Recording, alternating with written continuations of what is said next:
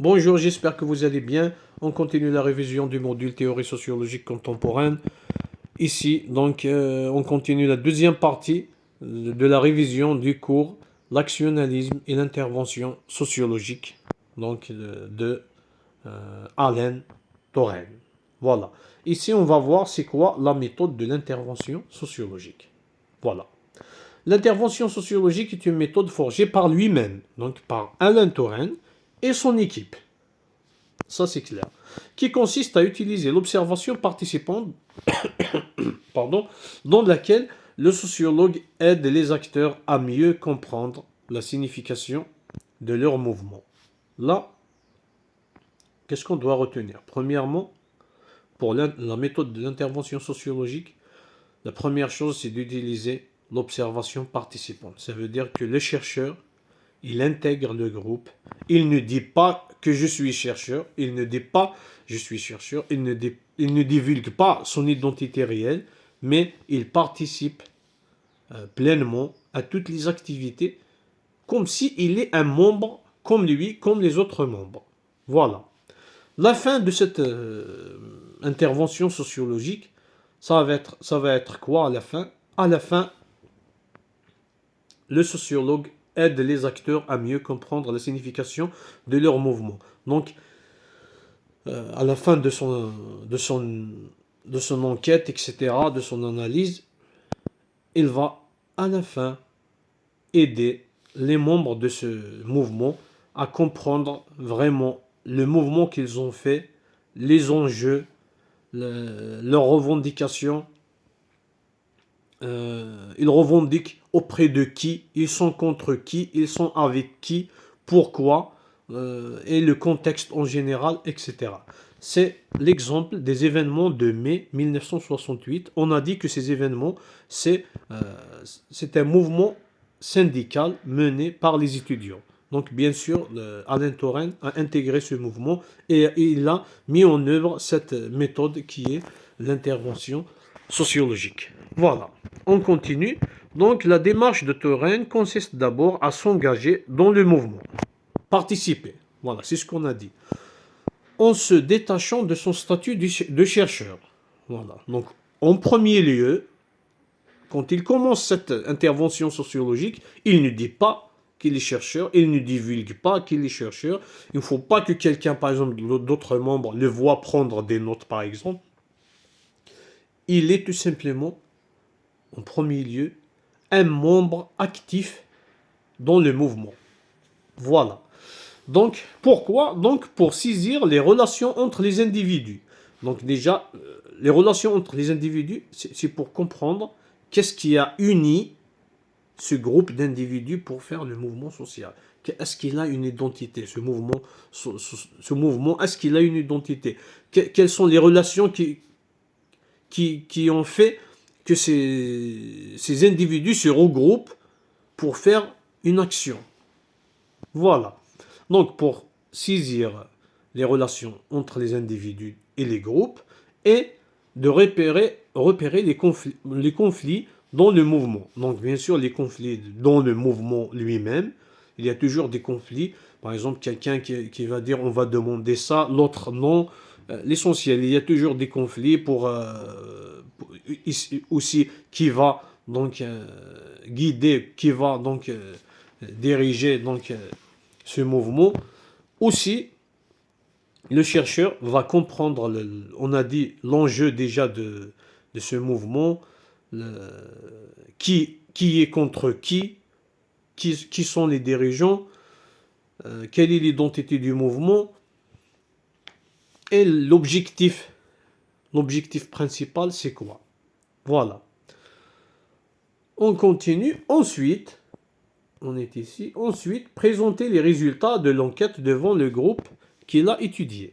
Bien sûr, à la fin de l'enquête, l'analyse, etc., il sait qui est contre qui, il sait qui sont les dirigeants, il sait quelle est l'identité réelle, quelles sont les relations entre les individus, ils veulent quoi, auprès de qui, quel est le contexte, quels sont les enjeux, etc.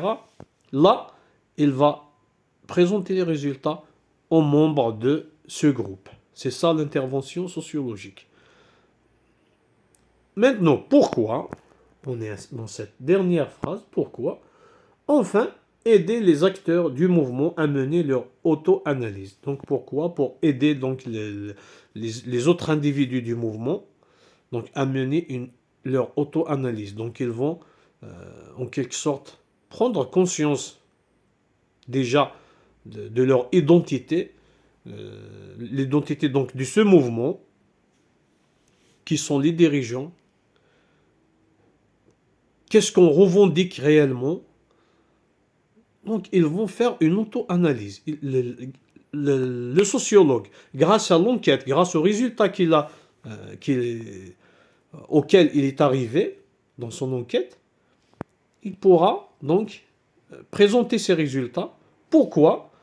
Il va les présenter, bien sûr, pour que ces acteurs, en quelque sorte, un niveau de conscience collective va évoluer grâce à ces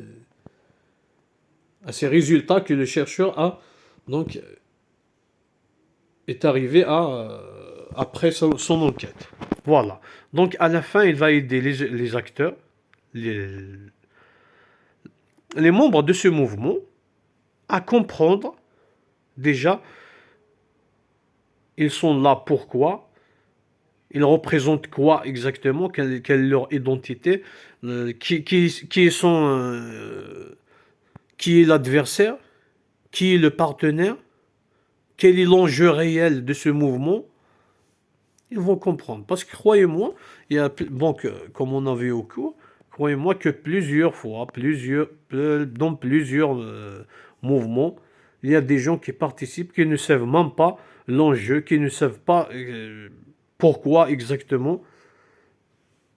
Et bien sûr, le résultat qu'ils peuvent être, ça c'est entre parenthèses, ils peuvent être facilement manipulés par des tierces personnes. L'essentiel, ça c'est une autre paire de manches. L'essentiel, on continue. Maintenant, on va voir ici, donc ces 4 étapes, c'est les 4 étapes de comment faire l'intervention sociologique par ordre. Bien sûr, par ordre. Donc, on a entré en relation avec le mouvement social. On dirait que c'est un résumé.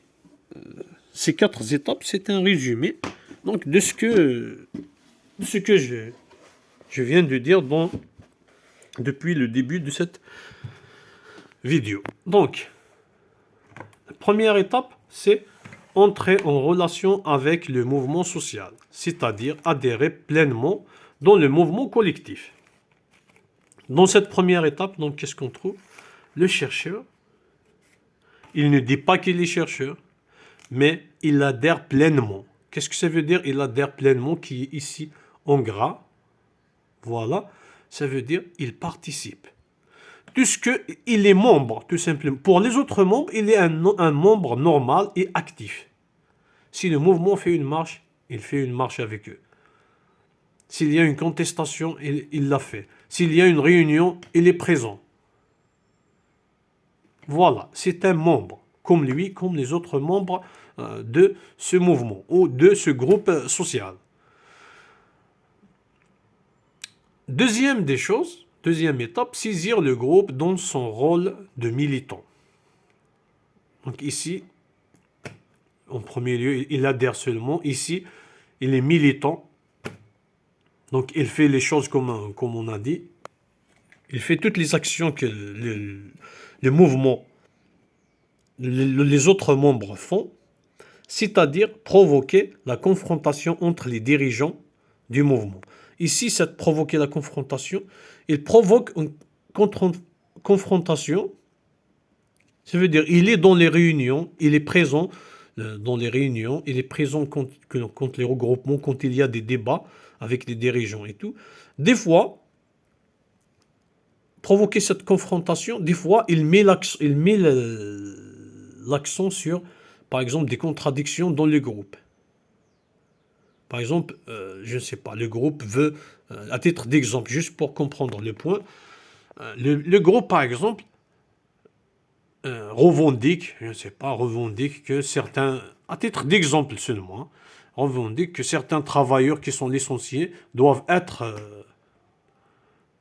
doivent reprendre le travail normalement, etc. Donc ici, par exemple, le sociologue, qu'est-ce qu'il dit? Il dit, et les autres qui ne travaillaient pas avant? Et les chômeurs, qu'est-ce qu'on doit faire? Par exemple, c'est une confrontation. Là, le débat va directement s'enclencher. Non, non, c'est vrai que les chômeurs on doit aussi faire quelque chose pour les chômeurs, mais la priorité, c'est les travailleurs qui ont été licenciés parce qu'ils ont des familles. Et l'autre, il va dire, moi aussi, je suis chômeur, mais j'ai une famille. L'essentiel, juste pour vous mettre dans l'image. Donc là, le sociologue, il a provoqué une confrontation. Il y a ce débat. Quelle est l'utilité de tout ça pour le sociologue? Il va dégager les objectifs réels. Là, dans le débat et tout, quand chaque dirigeant va défendre ses idées et les autres aussi qui sont présents, par exemple, ils vont intervenir, etc. Là, vous allez vraiment, on dirait, faire les points sur les i. Donc là, le sociologue va détecter directement, va détecter les objectifs réels de ce mouvement. Voilà. L'essentiel. Ou du moins, c'est ce que j'ai compris. Voilà. La troisième étape, c'est quoi? Faire intervenir l'enjeu pour lequel se disputent les adversaires, c'est-à-dire dégager l'enjeu social et culturel du conflit. Bien sûr, c'est des étapes qui ne sont pas séparées. Voilà. Donc là, dans cette étape, l'enjeu global. Donc en principe, le sociologue ici, dans sa troisième étape, donc il sait les relations qui unissent donc qui unit donc les membres de ce mouvement social.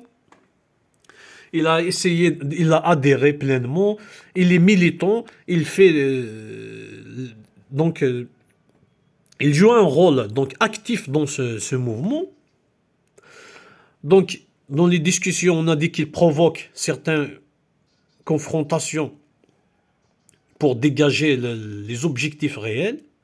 Et dans cette troisième étape, faire intervenir l'enjeu pour lequel se disputent les adversaires. Ici, l'enjeu, c'est en quelque sorte, c'est pas seulement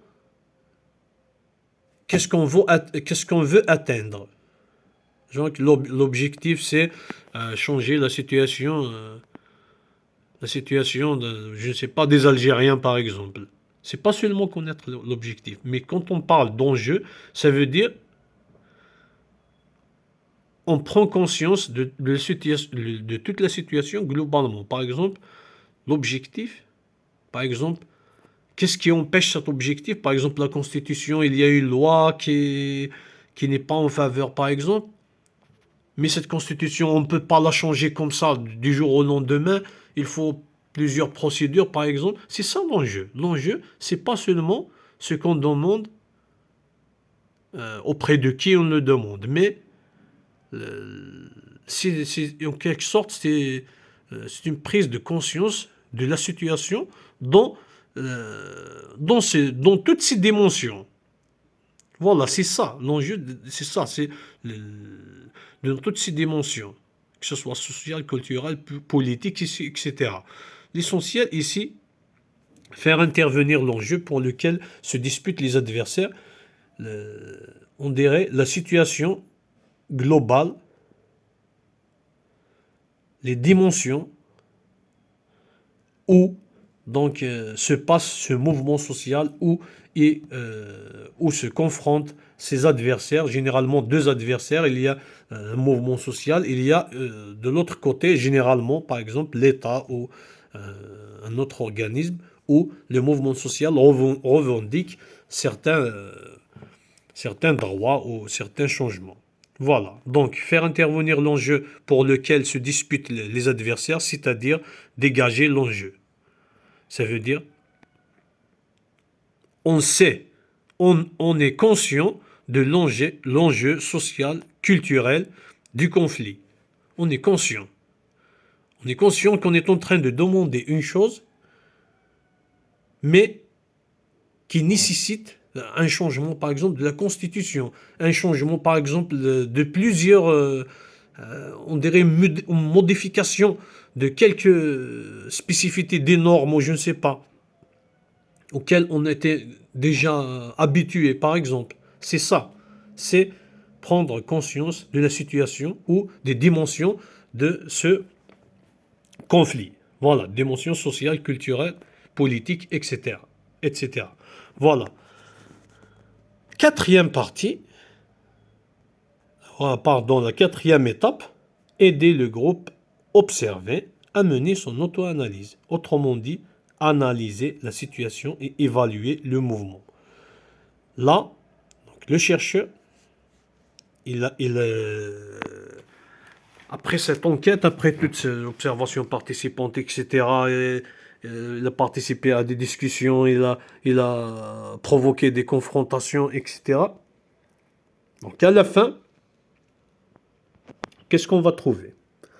Le chercheur, grâce à son enquête,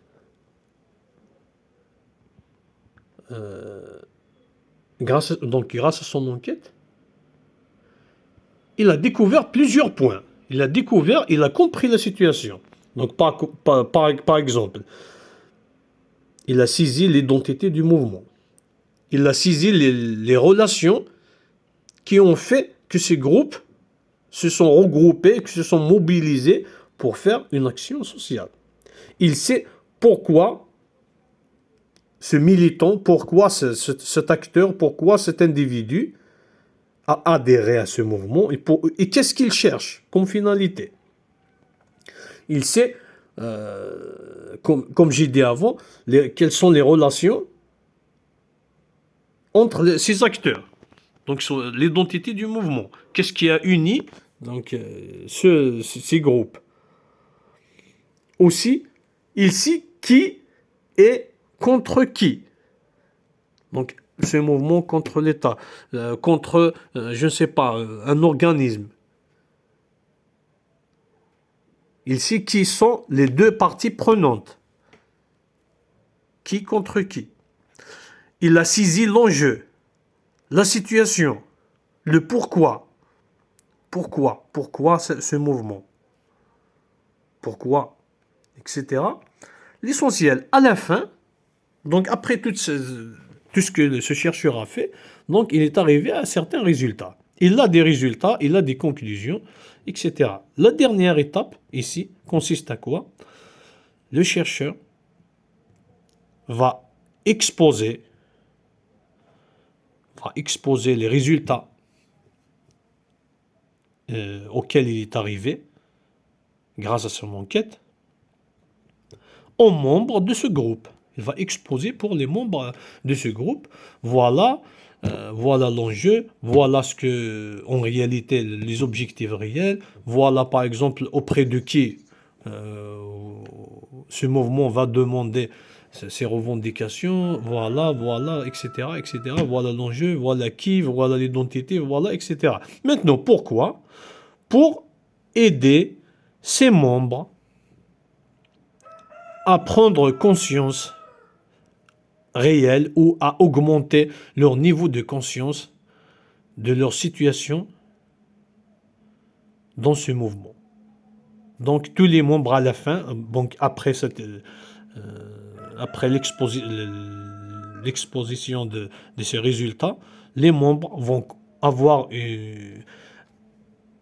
un niveau plus élevé de conscience concernant leur mouvement, concernant les enjeux, concernant ce qu'ils demandent, etc.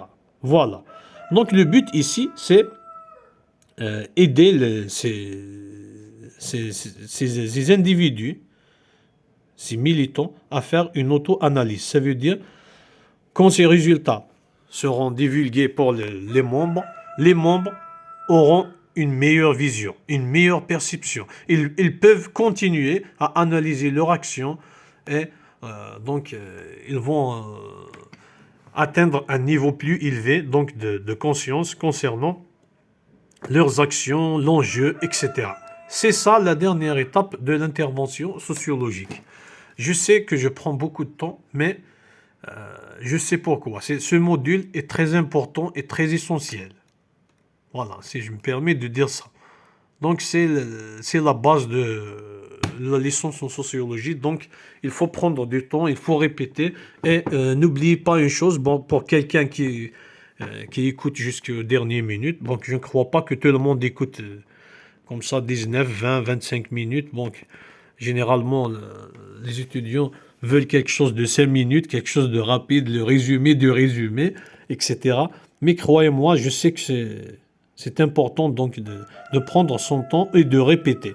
N'oubliez pas, voilà ce que je voulais dire avant, n'oubliez pas, prenez note au moins de l'essentiel. Parce que quand quelqu'un donc écoute ou lit, bon, même si vous n'écoutez pas par exemple la vidéo par exemple, l'essentiel, même quand vous lisez, vous lisez le cours, vous consultez un ouvrage, je ne sais pas, prenez toujours un stylo, prenez au moins le temps de noter le plus important, surtout les mots-clés, etc.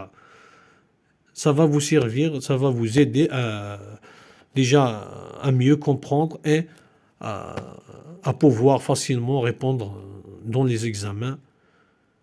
Et voilà. Je vous remercie et à la prochaine vidéo. À toutes.